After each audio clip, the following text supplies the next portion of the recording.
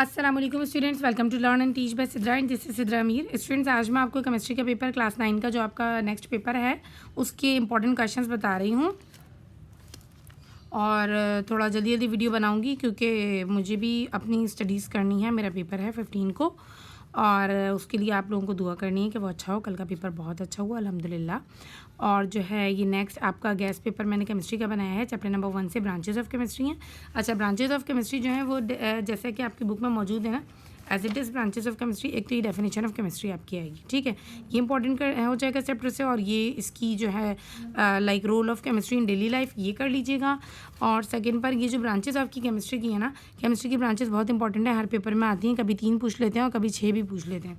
ठीक है, और ये जो ब्रांचेस हैं ये एज इट इज़ ब्रांचेस भी आ जाती हैं। और इसके अलावा जो है एक क्वेश्चन इस तरीके का आता है, 2024 में क्वेश्चन आया हुआ है कि the following statement belongs to which branch of chemistry. कि कुछ स्टेटमेंट्स वो आपको लिख के देते थे, अगर आपकी अंडरस्टैंडिंग ब्रांचेस के साथ में बहुत अच्छी है तो आप ब्रांच को बहुत अच्छी तरह पहचान लेंगे और बता देंगे कि किस ब्रांच से बिलोंग करता है। ठीक है, एक ये क्वेश्चन इस चैप्टर से आता है। और इसके अलावा यहाँ से न्यूमेरिकल्स इस चैप्टर के बहुत इंपॉर्टेंट होते हैं। देखिए, मैंने यहाँ पे आपको बताया हुआ है कि ब्रांचेस हैं, इंपॉर्टेंस ऑफ केमिस्ट्री है, बैलेंसिंग केमिकल इक्वेशन आएगी। ठीक है, वो मैं आपको पहले बैलेंसिंग 2 बता दी, तीसरा बैलेंसिंग बता देती हूँ। बैलेंसिंग ऑफ केमिकल इक्वेशंस आपके पास बुक में आपकी 7 जो है इक्वेशन है जो कि आपको बैलेंस करने के लिए दी हुई हैं, उन्हीं में से आती हैं पेपर में ना। ठीक है, पोटेशियम क्लोराइड वाली एक आई हुई है, ये वाली एक इक्वेशन हो गई। इक्वेशन नंबर 2 यहाँ पर आपको दी हुई है टेस्ट योर सेल्फ में, कैल्शियम कार्बोनेट वाली। और फिर इसके बाद नेक्स्ट आपके पास आती है ऑन बुक पेज नंबर 32। ठीक है, इसमें जो नंबर फर्स्ट पर जो इक्वेशन है ना, ये बहुत इंपॉर्टेंट इक्वेशन है। ठीक है, ये इंपॉर्टेंट है। और KNO3 वाली भी रिपीट हुई है, ये तो मोस्ट रिपीटेड इक्वेशन है और ये बहुत आसान सी है, बच्चे इसमें बहुत ज़्यादा कंफ्यूज होते हैं।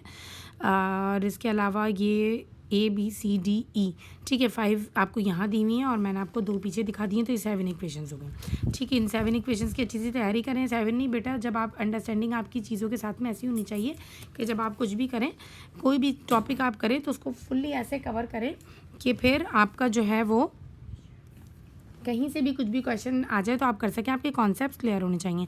नंबर नेक्स्ट पर आपके पास न्यूमेरिकल्स आते हैं। इस चैप्टर में जितने भी न्यूमेरिकल्स हैं, ये बुक की एक्सरसाइज के भी, एग्जाम्पल्स के भी और बुक की पीछे एक्सरसाइज में भी यहाँ पर न्यूमेरिकल्स मौजूद हैं। ये तमाम न्यूमेरिकल्स मैं अपने यूट्यूब चैनल पर आपको पहले करवा चुकी हूँ, सारे मैंने आपको ये सॉल्व करवाए हैं। अच्छा, अब ये जो एक न्यूमेरिकल्स हैं, इसमें नंबर ऑफ़ आइटम्स मालूम करने के लिए दिए गए हैं, नंबर ऑफ़ मोल्स और नंबर ऑफ़ मॉलिक्यूल्स, ये 3 चीज़ें मालूम करने के लिए आपके पेपर में आती हैं।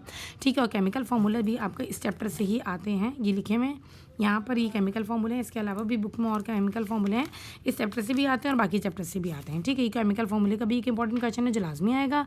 आपकी इक्वेशन बैलेंसिंग का एक लाजमी क्वेश्चन है जो ज़रूर आएगा, ब्रांचेस का एक लाजमी क्वेश्चन है जो ज़रूर आएगा, न्यूमेरिकल ज़रूर आएंगे। तो देखें, चैप्टर नंबर 1 बहुत इंपॉर्टेंट हुआ। ठीक है, अब इसके बाद चैप्टर नंबर 2 की तरफ आते हैं। चैप्टर नंबर 2 में आइसोटोप्स आते हैं। आइसोटोप्स देखें बुक में आपको इस तरीके से दिए गए।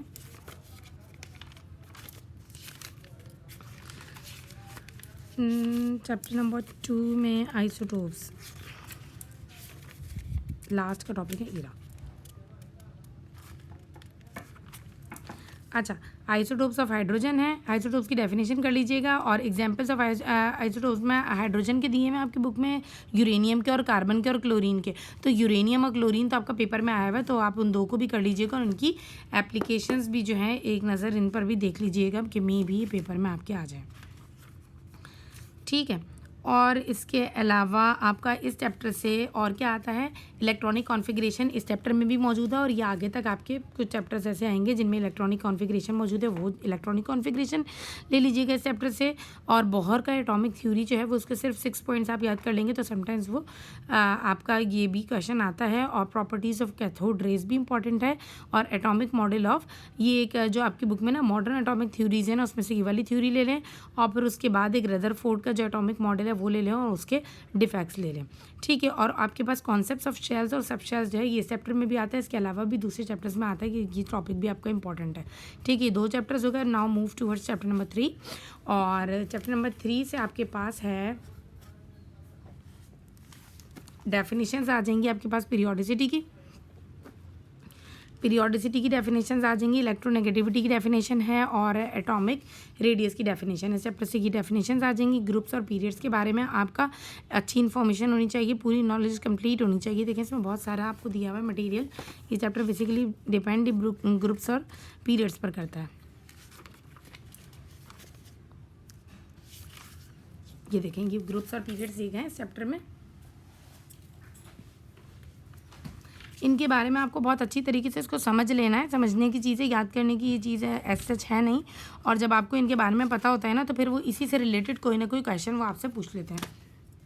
और ज़रूरी नहीं वो क्वेश्चन आपकी बुक में, वो क्वेश्चन किस तरीके का होता है, वो कैरेक्टरिस्टिक्स पूछ लेते हैं डिफरेंट एलिमेंट्स की, कि ये एलिमेंट्स है, जैसे नाइट्रोजन है तो बता दें कौन से ग्रुप और कौन से पीरियड से बिलोंग करता है, और उसकी कैरेक्टरिस्टिक्स बता दें, और उसकी आइडेंटिफाई हम उसको कैसे करेंगे।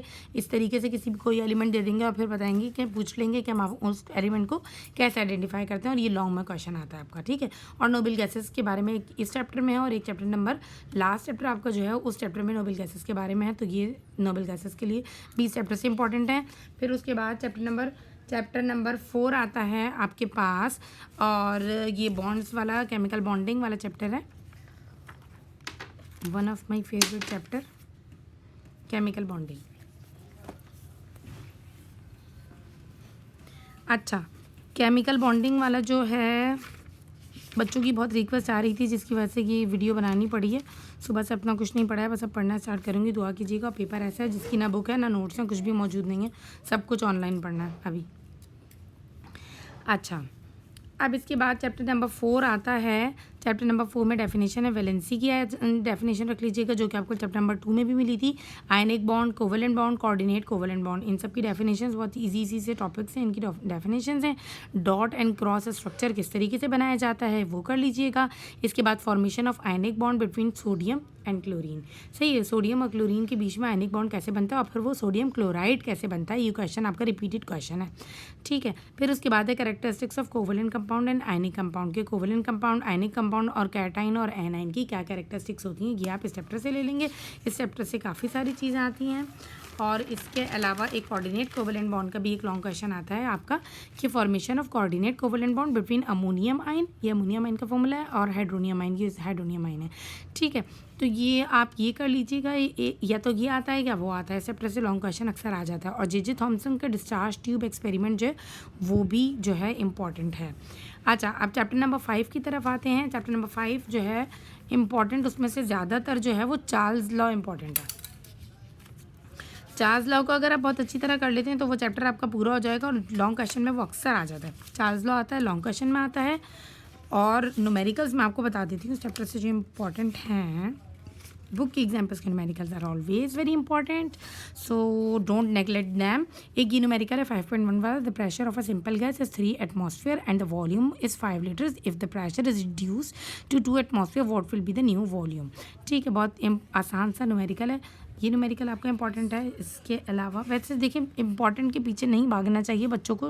पूरे साल से जो बच्चे पढ़ते हैं वो इंपॉर्टेंट के लिए नहीं पढ़ना चाहिए, बच्चों को पढ़ना चाहिए अपनी नॉलेज के लिए। अच्छा, और ये एक ही न्यूमेरिकल भी आपका पेपर में आया हुआ है, ये इंपॉर्टेंट न्यूमेरिकल है।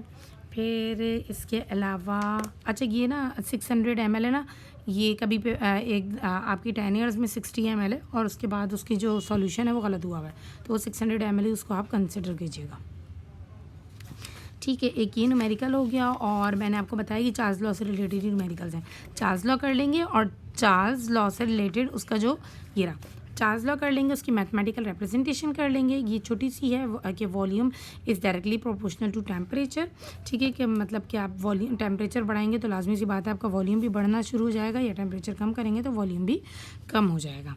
ये आपका अंडरस्टैंडिंग इसके साथ होनी चाहिए। और इससे रिलेटेड जो न्यूमेरिकल्स हैं चार्ल्स लॉ से, वो आपके इंपॉर्टेंट हैं। और इस चैप्टर से पहले तो बहुत कुछ आता था, बट इतना अब आ नहीं रहा है एग्ज़ाम में। क्रिस्टलाइन, एमॉर्फस सब आता था। अगर आप इसको थोड़ा थोड़ा देख लेंगे, अब वो बच्चे जिन्होंने किसी वजह से बिल्कुल नहीं पढ़ पाए तो वो सिर्फ चार्ल्स लॉ देख लें। बाकी बच्चों को तो मैं कहूँगी कि पूरी ही तैयारी करें बेटा, सिर्फ एग्ज़ाम तक के लिए पढ़ना अच्छी बात नहीं होती है। पढ़ने का शौक़ होना चाहिए, और ऐसा शौक़ होना चाहिए जो कभी ख़त्म नहीं होना चाहिए। अच्छा, अब नेक्स्ट चैप्टर आता है, चैप्टर नंबर 6 आपका सॉल्यूशंस। उसमें आपके पास आता है टेंडॉल इफेक्ट आता है, उसकी डेफिनेशन, और उसके बारे में ये पूछा जाता है कि कि आप उसको कैसे यूज़ करेंगे for the identification of true solution and a colloidal solution, ठीक है। और इसके अलावा इस चैप्टर से आपके saturated solution, unsaturated solution, super saturated solution, aqueous solution वगैरह की एक्वस सॉल्यूशन की डेफिनेशंस, इन सब चीज़ों की डेफिनेशंस कर लीजिएगा। और उसके न्यूमेरिकल्स मैं आपको बता देती हूँ, इसमें से भी बुक की एग्जाम्पल्स जो हैं वो बहुत इंपॉर्टेंट हैं। ये आपके पास ये डिफरेंस कंपैरिजन आ गया इन तीनों का, ये इम्पॉर्टेंट हो जाएगा। और इसके साथ साथ आपका न्यूमेरिकल्स जो हैं, ये 6.1 जो है, how do you prepare 100 ml of 0.40 magnesium sulphate, ये वाला इम्पॉर्टेंट है। और इसके साथ साथ एक और न्यूमेरिकल मैंने इसमें निकाला था इम्पॉर्टेंट, वो शायद आगे है, एक नहीं बल्कि 2 निकाले थे। ऑक्जेलिक एसिड वाला कि 100 सेंटीमीटर क्यूब ऑफ एक्जेलिक एसिड जो है वो कितना मोलर सोल्यूशन देगा, ये न्यूमेरिकल है आपका। और इसके साथ साथ एक आपकी बुक की एक्सरसाइज में न्यूमेरिकल मौजूद है, लास्ट वाला, ये तो आपके पेपर में रिपीटेड न्यूमेरिकल्स है, ठीक है। अच्छा, फिर उसके बाद नेक्स्ट चैप्टर है आपका चैप्टर नंबर 7। अच्छा, चैप्टर नंबर 7 से आपके पास आएगा डिफाइन इलेक्ट्रोप्लेटिंग। सर ये भी बहुत इजी सा और बहुत प्यारा सा चैप्टर है इलेक्ट्रोप्लेटिंग वाला ना। अच्छा, इलेक्ट्रोप्लेटिंग है और इलेक्ट्रोप्लेटिंग की डेफिनेशन आ जाएगी और फिर उसके बाद एक क्वेश्चन आता है कि tin plating of an iron spoon with diagram plus ionic equation, ठीक है, कि टिन प्लेटिंग किस तरीके से की जाती है एक आयरन स्पून की, और उसकी डायग्राम के साथ दिया जाएगा। ड्राई सेल वगैरह भी इसमें पेपर में इंपॉर्टेंट होता है, बट फॉर दोज ये रहा वो टिन प्लेटिंग वाला question, on book page number 154 मौजूद है ये क्वेश्चन, ठीक है, ये देख लीजिएगा। और जिनको टिन प्लेटिंग आ जाएगी उनको जिंक प्लेटिंग भी आ जाएगी, जिनको टिन की इक्वेशन बनानी आ जाएगी उनको जिंक की भी बनानी आ जाएगी। तो बेटा पूरे साल से पढ़ा करें, बल्कि पूरी ज़िंदगी पढ़ा करें। अच्छा, फिर उसके बाद आ जाता है corrosion of iron and how iron can be prevented by corrosion. ये आयरन कोरिजन वाला क्वेश्चन इस चैप्टर से इंपॉर्टेंट है, दिखा देती हूँ मैं आपको कहाँ है, ये रहा पेज नंबर 153 का, ठीक है, कि रस्टिंग ऑफ आयरन जो है वो हो जाती है, तो उससे उसको कैसे प्रिवेंट किया जाता है, प्रिवेंशन फ्रॉम कोरिजन, ठीक है, ये हो जाएगा। फिर उसके बाद आपके पास आता है the last chapter, that is chapter number 8, और इस चैप्टर से फेरेडेज लॉ भी है। हाँ, फेरेडेज लॉ जो है ये भी इसी चैप्टर से इम्पॉर्टेंट है, ठीक है। अब जो नेक्स्ट चैप्टर आपके पास चैप्टर नंबर 8 है, इसमें आपके पास डिफरेंशिएट आता है मेटल्स का, नॉन मेटल्स का, मेटलॉइड्स का। बहुत छोटा सा बहुत क्यूट सा चैप्टर है ये, मेटल, नॉन मेटल और मेटलॉइड्स का, और alkali metals, alkaline earth metals, और इनका डिफरेंस आ जाता है, ये रहा अल्कली मेटल्स और अल्कलाइन अर्थ मेटल्स, इनके डिफरेंशिएट आता है पेपर में आपके पास। मेटल्स नॉन मेटल्स के डिफरेंस आता है। और इसके अलावा इस चैप्टर से आपकी अंडरस्टैंडिंग के लिहाज से बहुत सारे क्वेश्चंस आ जाते हैं। लाइक एक क्वेश्चन एक पेपर में तो एक ही क्वेश्चन आएगा, बट वो एग्ज़ाम में इस तरीके के काफ़ी क्वेश्चंस आ रहे होते हैं कि आप बताएं कि जो है लाइक को अगर एक मेटल है तो उसमें इलेक्ट्रोनेगेटिविटी उसकी ज़्यादा कैसे होगी, उसकी कम कैसे होगी, और या रिएक्टिविटी ऑफ हैलोजेंस के बारे में वो डिस्कस कर लेंगे आपसे। तो इस तरीके के ना ये आपकी अंडरस्टैंडिंग के हिसाब से जो होते हैं क्वेश्चंस इस चैप्टर से आते हैं, ठीक है। बस यही कुछ था, ये आपका इम्पॉर्टेंट है, ये कर लेंगे। इसमें से मेरे ख्याल से मैं आपको एक और टिप बताती हूँ, अगर आप इसमें से लाइक इसका 70% भी कर लेते हैं ना तो आपका बहुत अच्छा पेपर हो जाएगा, ठीक है।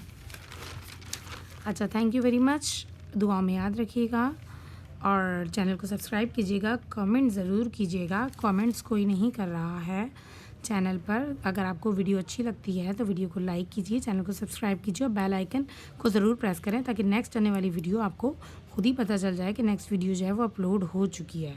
आपको रिमाइंड ना कराना पड़े कि वीडियो अपलोड हुई है। तो मैं आपको कैसे रिमाइंड करा सकती हूँ? रिमाइंड सिर्फ उसी सूरत में हो सकता है जब आपके पास बेल आइकन होगा। आपकी स्टडीज़ से रिलेटेड वीडियोज़ जो हैं वो तमाम क्लासेस की ही बनती हैं इस चैप्टर पर, ठीक है। थैंक यू वेरी मच, अल्लाह हाफिज़।